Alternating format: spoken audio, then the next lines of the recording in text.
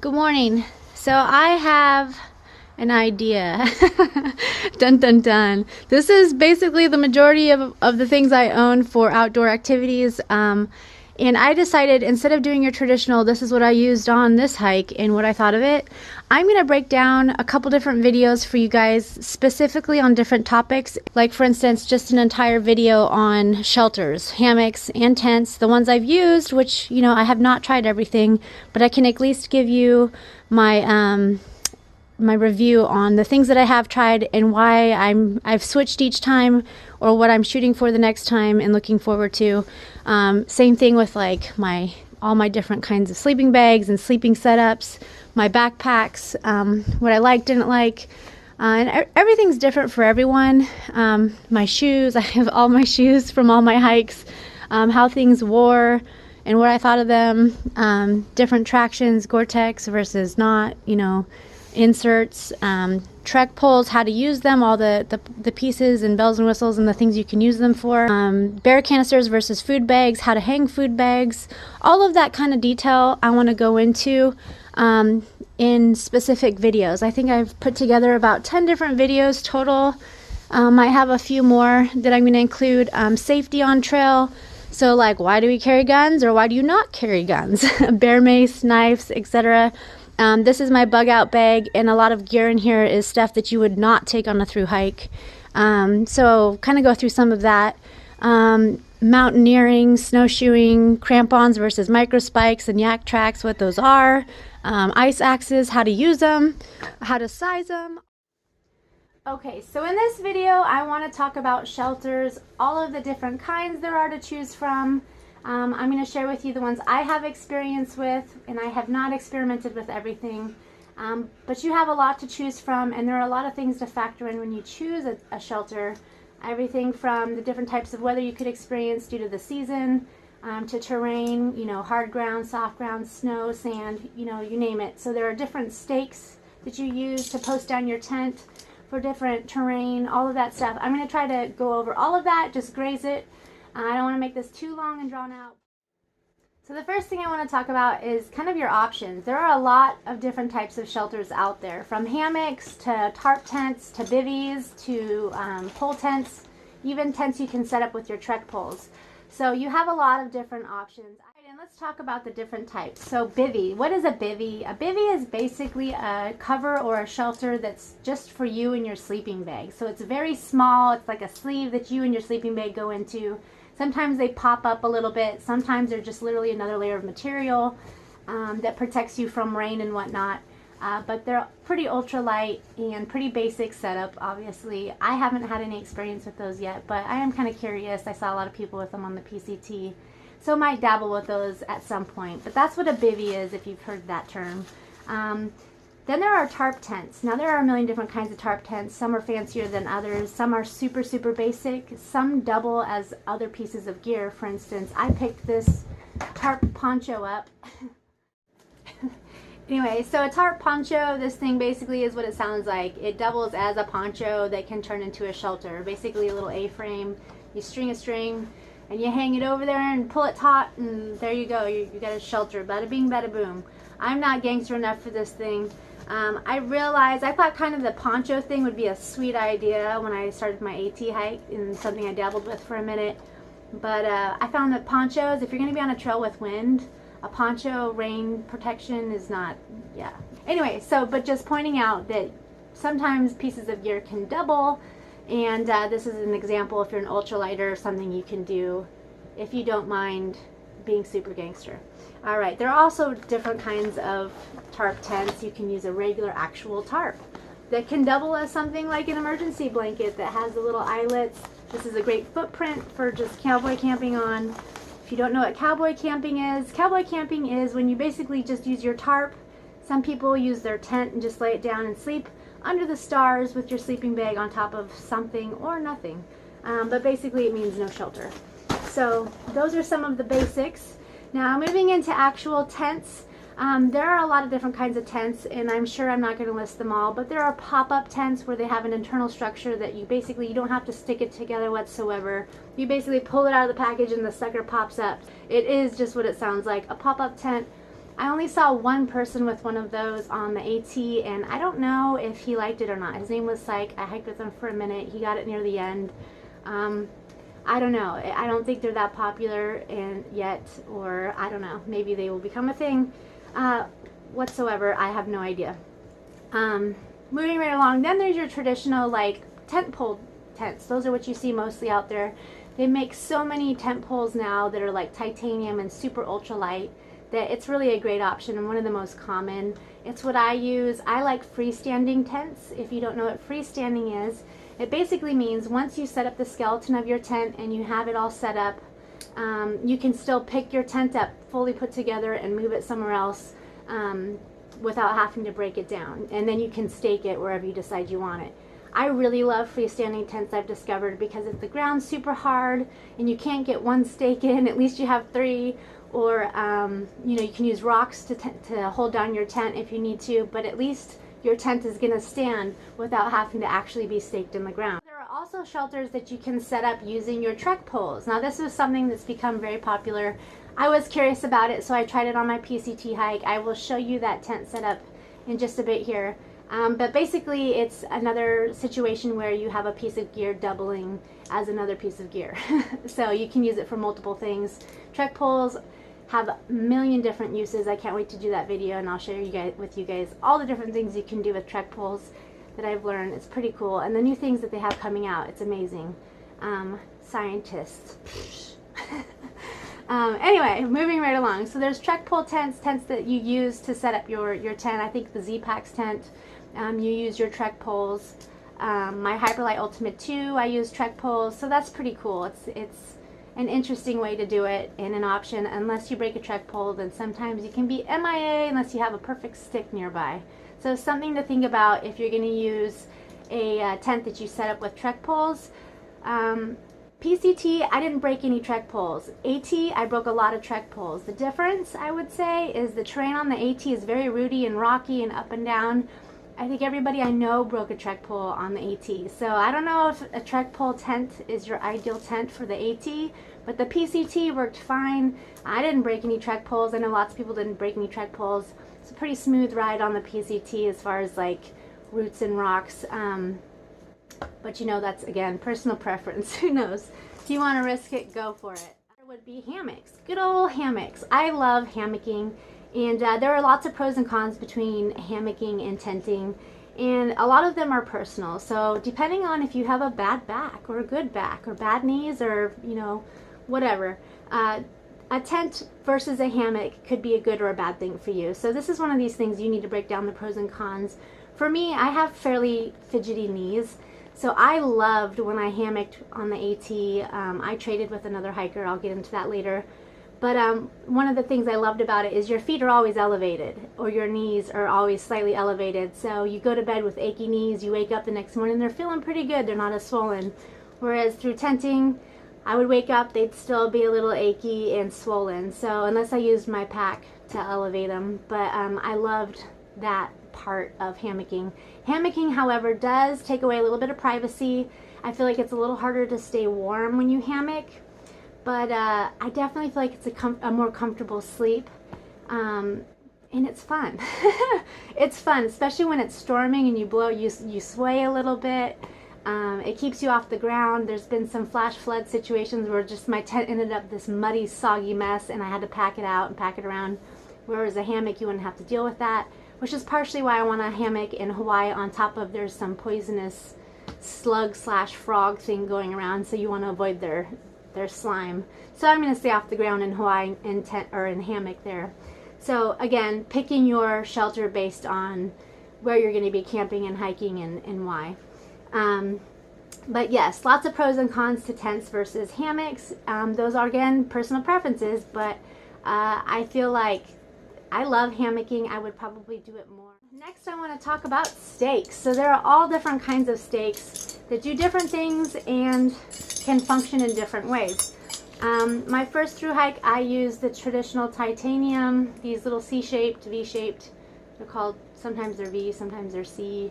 They also have Y ones. That's what this is, if you can see it. I don't know, people do the little hand thing. Does that help? It's like a lie. All right, anyway. So one of the great things about these C and Y shaped stakes is that they don't twist in the soil, so they're great for, you know, making sure they're not going to go anywhere. However, if the ground's really, really hard, these things can bend and break pretty easily, which is where the nail stakes are pretty great. They work great for hard dirt. They don't tend to move, and I like the ones with the little hooks on them, the fairly larger ones, because when it gets really windy, it really keeps your tent locked on there. But there are so many different kinds. These are more for tacking down your footprints if you want to. And then you've got these big old honking ones. These are C-shaped also. They have holes in them. These are basically for snow and sand. I feel like they don't work very well in really loose powdery snow. Obviously, I don't know if there is anything that works really well in loose powdery snow besides maybe filling a bag or finding some kind of rock or weight. We'll get into details. I'm going to do a whole video on snow camping.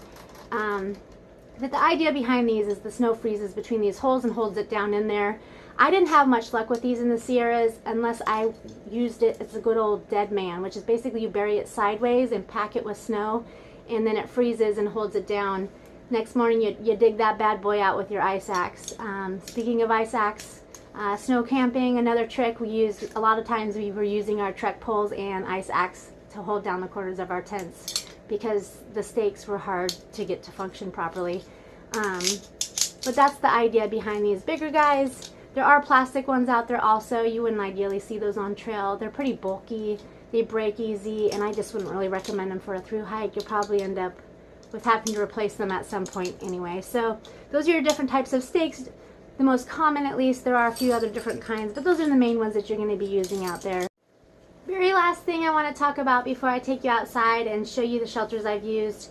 Let's talk about picking a campsite. So whenever you pick a campsite, you want to make sure, I'm sure you've heard this a million times, but if you haven't, number one rule, always 200 feet away from trails and water sources. Second thing, let's talk about shelters, picking whether you're going to camp and post up at a shelter, which is really popular on the AT, or if you're going to stealth camp. Now, stealth camping basically just means you're going to pick a place somewhere out in the woods to post your tent. The main thing there is the leave no trace rule. You don't want it to look like you had tented there by the next morning, so refluff any shrubbery and make sure it doesn't, you know, become a new campsite if you can't find one that's already broken in. Rangers and all of us really appreciate that because we don't go out there to hike to see a bunch of campsites along the trails.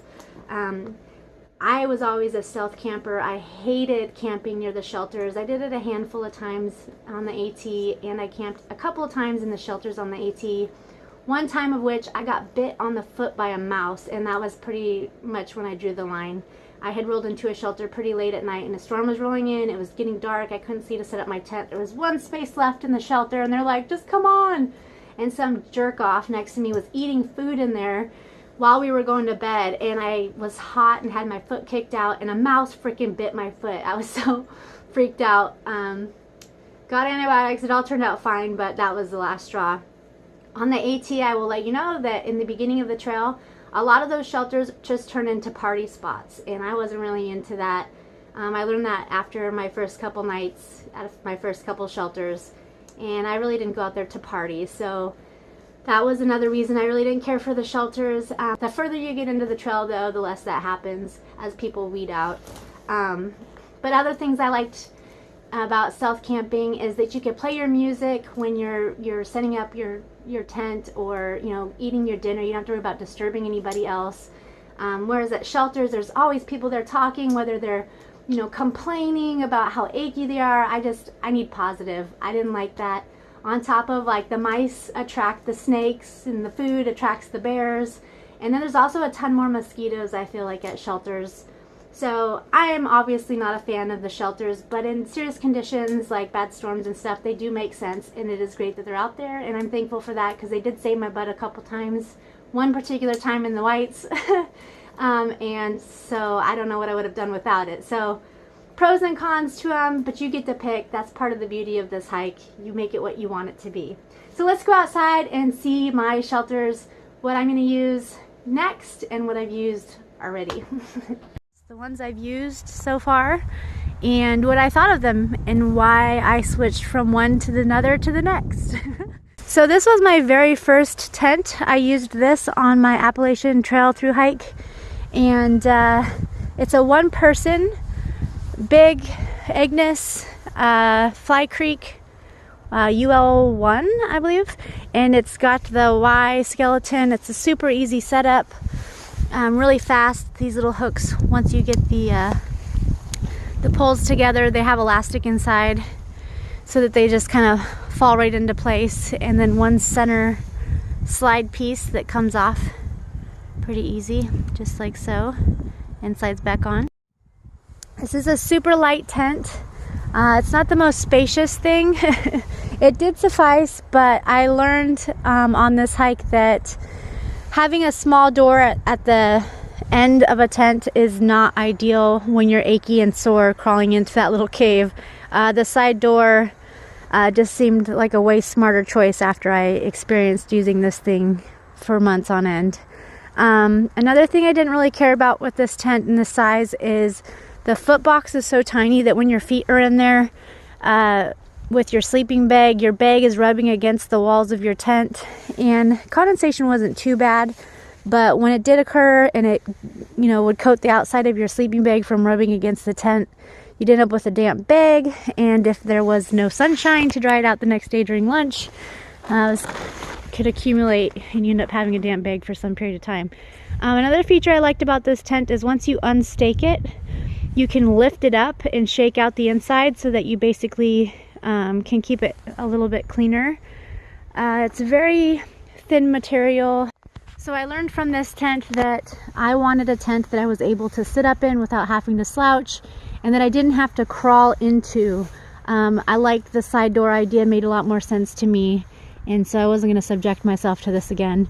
And I also decided I just wanted a little more space. I was really concerned with making sure that I was ultra light, and I think I sacrificed a little more than I ultimately wanted to be comfortable with. But I ended up with so many areas that were falling apart that it didn't really help me. I tried reaching out to Big Angus and asked them for some help on some of the issues. There was something somewhere else. I think right here I had gotten a hole or something. And to be honest, I wasn't very impressed with their customer service, which is a common thing, I guess. I've heard it from a few other people. I like their products though.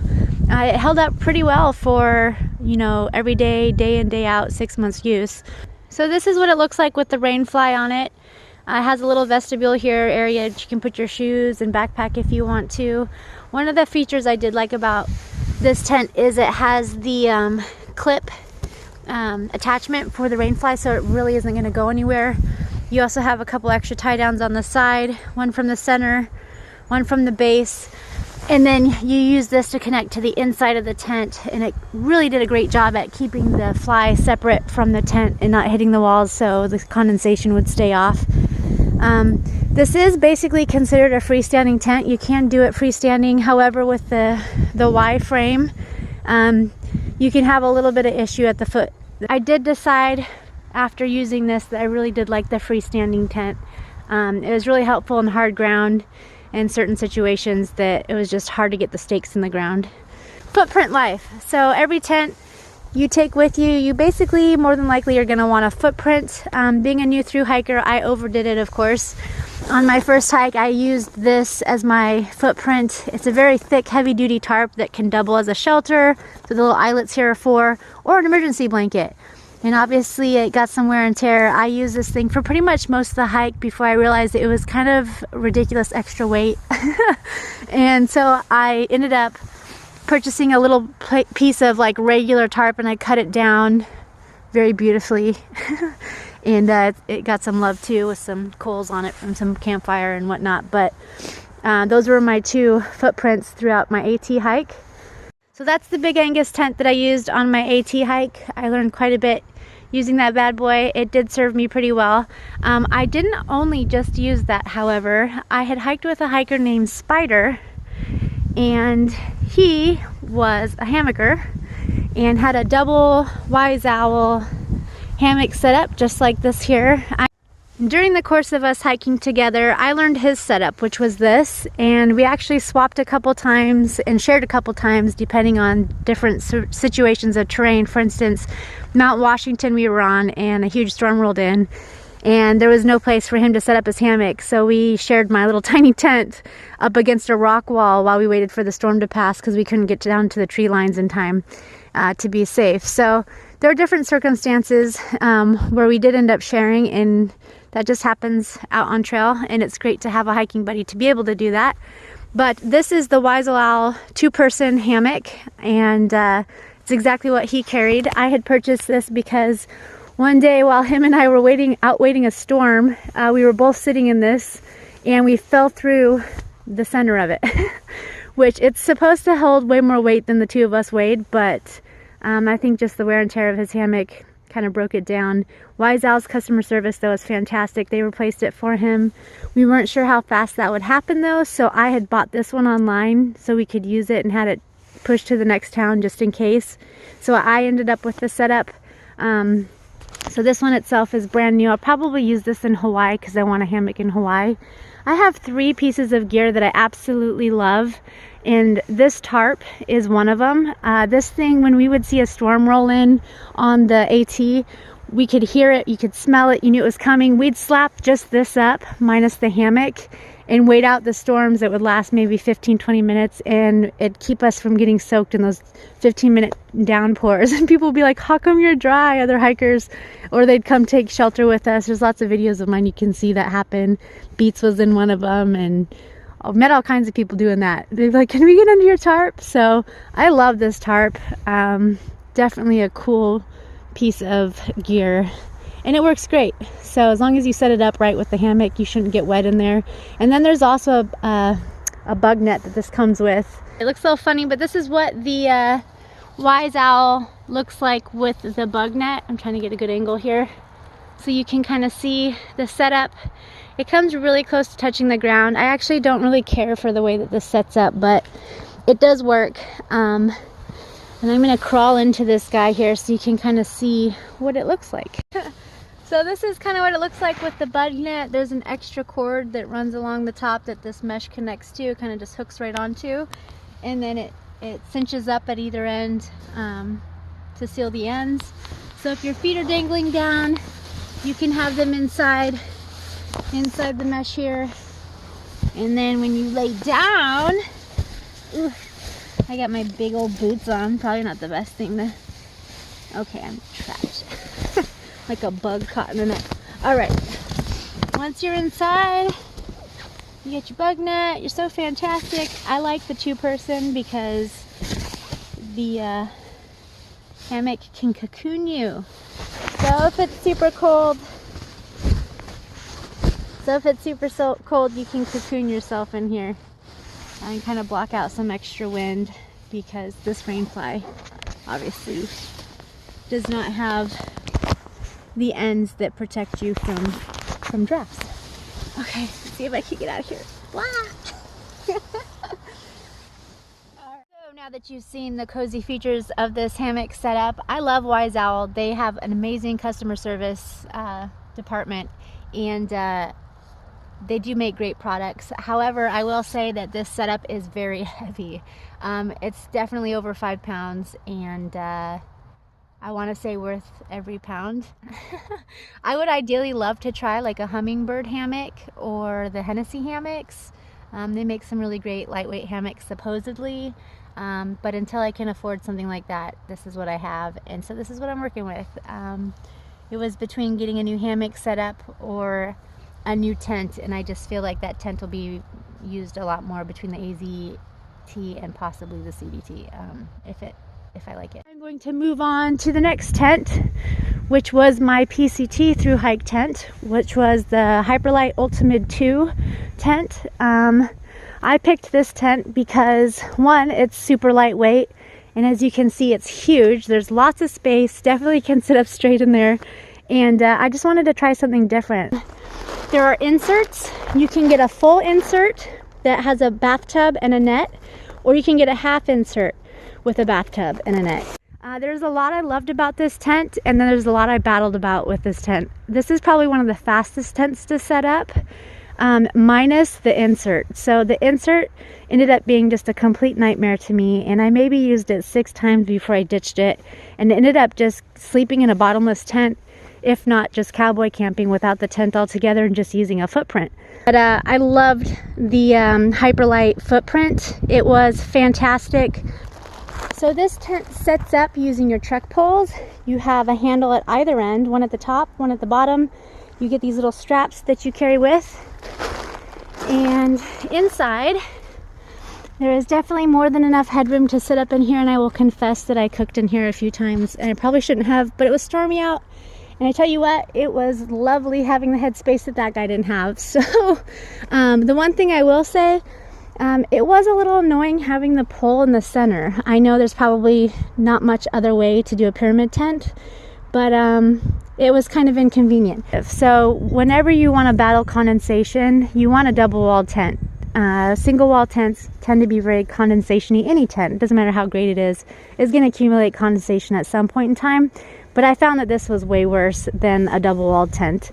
They have these vents at the top, which are supposed to help, and they just got smashed, and especially over the 7 months I was out there, they didn't do enough. Even with the ventilation coming in through the bottom, if there was no wind or I really had it tucked in, trying to keep myself a little extra warm and protected, I still ended up with a lot of condensation. Another maybe perk was I had never experienced the amount of mice on the AT that I did on the PCT, and a lot of fellow hikers had issues with mice chewing through the mesh of their tents.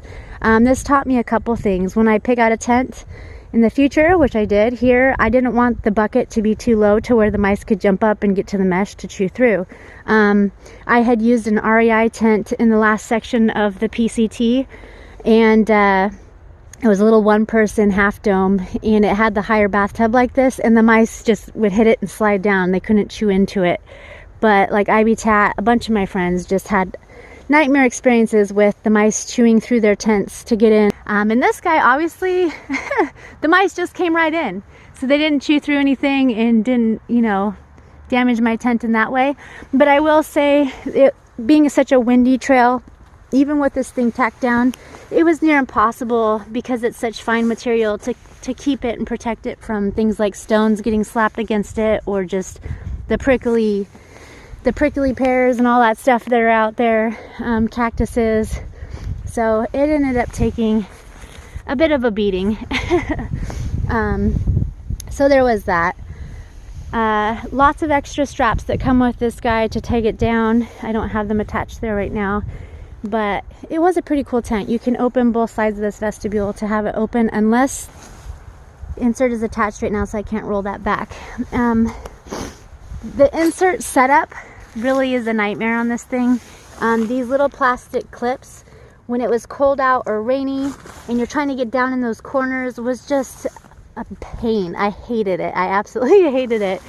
I thought this would be perfect though, and I didn't hate it, but I didn't love it. And they sell everything separately when you go on the website. So the shell of the tent is separately. I think I paid $800 for it. The whole setup was about $1,200. The straps are sold separately for the trek poles. It's like one piece. So for the money and everything, I was not as happy as I thought I was going to be with this guy, but I learned a lot and it worked, so no problem. So my next tent that I'm moving on to, this is, I hope, my holy grail of tents. I'm sure there will be something that I decide I don't like about it or want to change, but this is another big Angus tent, and I picked this guy up. This is the Blacktail, just recently, but I'm going for a bit more durability I kind of want on this one, and it just had all of the features and then some that I really am looking for. This one came with a footprint. So if you look down here, there's a footprint, and it is separate from the actual tent. It has 2 doors, which really truly I don't think that I care that it has 2 doors. I could go for just one, but I like that higher bathtub. That's also useful if it's like super rainy out and the water's splashing back up and you don't get any mud inside your tent. That did happen a few times to some friends of mine that had the lower just bathtub. So that's another perk of having a little higher bathtub. On top of it, can keep you a little warmer. I'm hoping in the desert this is going to give me some epic views. That's why I wanted a full mesh top with no obstruction. I had considered the MSR Hubba Hubba, but it has like a triangle right on the top that's right in your view. So decided against that. Obviously there's plenty of headspace in this guy, so I'll be able to have my pack in there. I won't have to worry about my sleeping bag touching any walls. So condensation shouldn't be an issue. It's got a big beautiful rain fly that I'm going to put on it in a minute. Setup's fairly simple.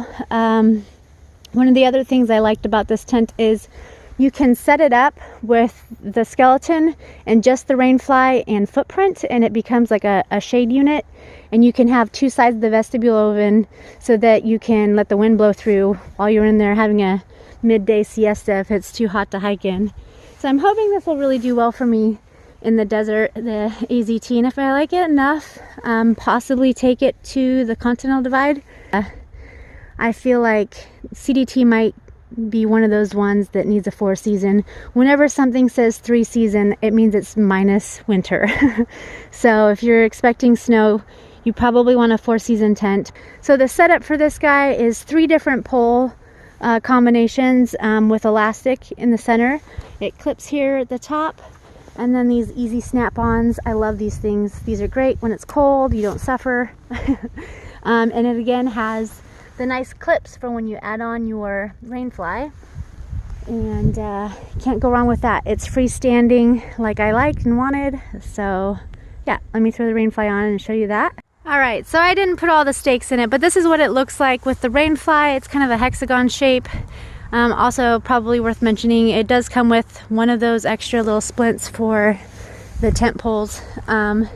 This vestibule opens on both sides. You have extra space. You can store things on the outside on either side if you want to. So taking a look inside, standard, most Big Agnes tents have this Velcro to help secure the zipper.